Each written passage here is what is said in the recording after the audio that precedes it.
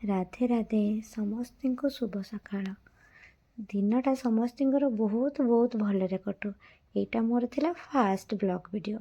କେମିତି ଲାଗୁଛି ସମସ୍ତେ କହିବେ ହେଲା, କାରଣ ଏଇଟା ମୁଁ ଫାଷ୍ଟ ଟାଇମ୍ କରିଥିଲି। ବହୁତ ଡରି ଡରି ଆଉ ମୋ ଦିଦି କହିବାରୁ ମୁଁ କରିଥିଲି ହେଲା କି। ତ ମୋତେ ଭଏସ୍ ଦେବାକୁ ବହୁତ ଡର ମାଡ଼େ ମାନେ ତା'ମାନେ କ'ଣ ମୋତେ କିଏ ବାଡ଼େଇ ପକାଇବେ ନା କ'ଣ, ସେ କଥା ନୁହଁ। ଫିର୍ ବି ଡର ମାଡ଼େ ଏଇଥିପାଇଁ ଯେ ମୋ ଭଏସ୍ ମୁଁ ନିଜେ ଶୁଣିଲେ ମୋତେ ଜମାରୁ ବି ଭଲ ଲାଗେନି। ଫିର୍ ମୋ ଦିଦି ସାହସ ଦେଇଥିଲା, ଆଉ ମୁଁ ଏଇଟା ମୋର ପ୍ରଥମ ଚେଷ୍ଟା ଆରମ୍ଭ କରିଥିଲି। କେମିତି ଲାଗୁଛି କହିବେ। ଏ ହେଉଛି ମୋର ଭାଇ। ସେ ମୁଁ କ୍ୟାମେରା ଅନ୍ କରିଥିଲି ମୋ ଉପରେ ରାଗୁଥିଲା।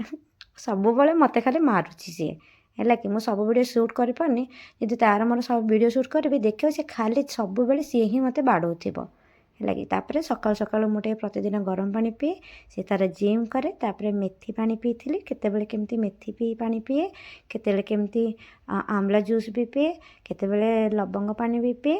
ସେସବୁର ଭିଡ଼ିଓ ମୁଁ କରିବି ଯେ କାହାର ବେନିଫିଟ୍ କ'ଣ ସମସ୍ତେ ତ ଜାଣିଥିବେ। ଫିର୍ ବି ମୁଁ ଯେଉଁଥିପାଇଁକା ପିଉଛି ସେଥିପାଇଁକା ଭିଡ଼ିଓ ମୁଁ ଅଲଗା ବନେଇକି ଦେବି।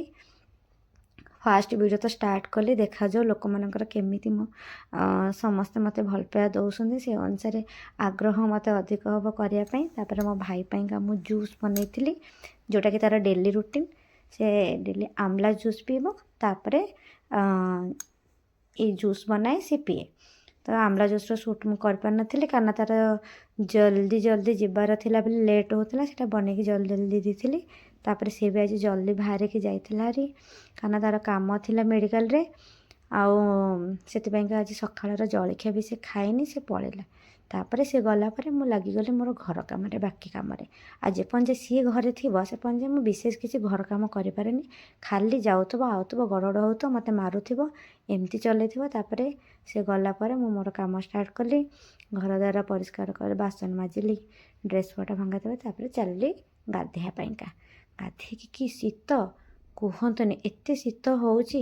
ଯଦି ଯେଉଁଦିନ ଗରମ ପାଣି ମୁଁ କରିନଥିବି, ଯଦି ଗାଧୋଇବାକୁ ଗଲି ହେରି ଲେଟ୍ ହେଇଯାଉଛି ବୋଲି ଗରମ ପାଣି କରିବାକୁ ବସିବାକୁ ଭୁଲି ଯାଇଛି, ତାହେଲେ ତ ସେଦିନ ମୁଁ ପୁରା ମାନେ ଲାଗିବ ବାଥରୁମ୍ ଭିତରୁ ମୁଁ ପୁରା ବରଫ ହେଇକି ହିଁ ଆସିଛି ହେଲା। ପାଣି ତ ନୁହଁ, ଟାଙ୍କି ପାଣି ଯେମିତି ପୁରା ବରଫ ହେଇଯାଉଛି ରାତିରେ ହେଲା କି। ଯଦି କୋଲ୍ଡ ଡ୍ରିଙ୍କ୍ସ ଏରିଆ ଥଣ୍ଡା କରିବା ଥିବ ଟାଙ୍କିରେ ନେଇକି ପକାଇଦେବ, ସେ ବି ସେମିତି ଥଣ୍ଡା ରହିବ। ଫ୍ରିଜ୍ ଚଲେଇବା ପାଇଁ କିଛି ଦରକାର ନାହିଁ, ଏତେ ଥଣ୍ଡା।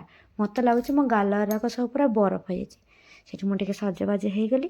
ମୋର ଏଇଠି ଯେଉଁ ଗୋଟେ କଳା ଯାଇ ଅଛି ସେଥିପାଇଁ ସେଠି ଲଗେଇଲି କାଜଲ। ମୋ ନାହିଁ ଯେ ଖାଲି ଷ୍ଟାଇଲ୍ ମାରିବାକୁ ଲଗେଇନି, ମୋର କଳା ଯାଇଟା ସେଇଠି ଅଛି କିନ୍ତୁ ଦେଖାଯାଉନି। ସେଥିପାଇଁ ମୁଁ ଟିକେ ଆଉ ଟିକେ କାଜଲ ସେଥିରେ ଲଗେଇଦିଏ ଭଲ ଦେଖାଯିବା ପାଇଁକା।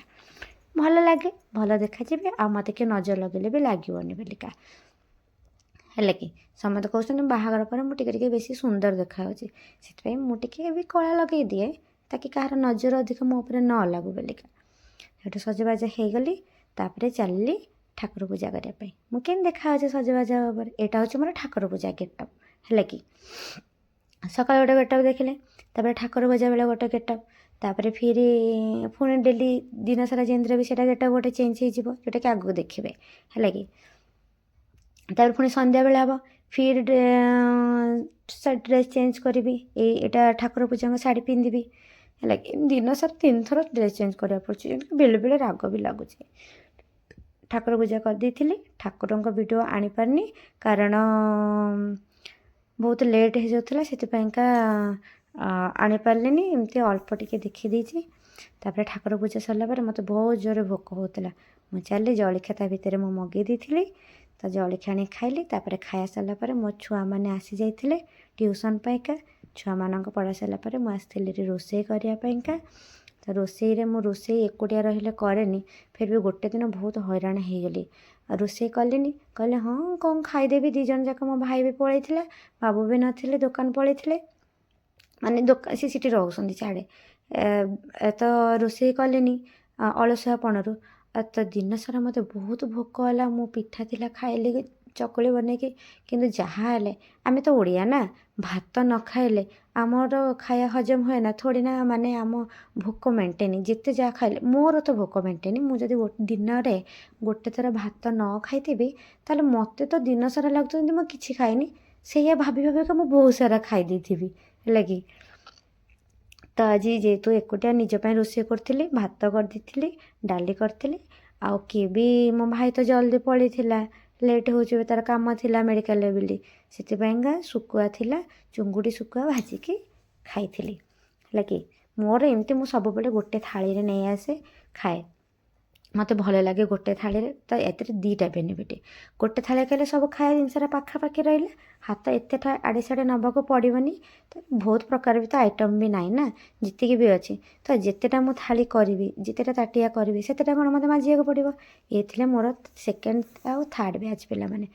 ସେଇଠୁ ମୋର ଏତିକିରେ ଦିନ ସରିଗଲା। ଜୟ ଜଗନ୍ନାଥ।